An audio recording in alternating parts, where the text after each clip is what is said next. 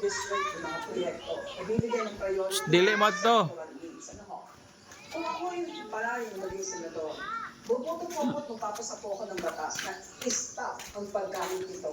Sapagkat iba po ang kasalukudang panahon ngayon.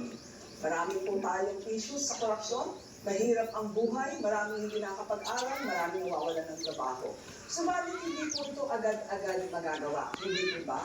Kasi pagpasok ko po naman doon, siyempre ako papakilala pa, yung kaibigan pa sana, alamin ko pa yung political ng pakikisama. Axel?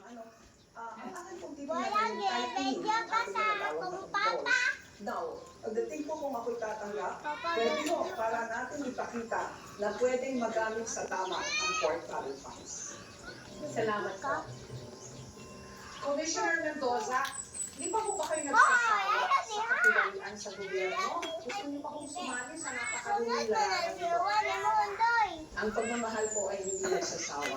Mahal ko po ang gobyerno. 27 years po ako nandito dito. Nagsimula po ako bilang OPA. Nakita ko po kung paano pinabuso ang tiwala ng mamamayan ng dati dito.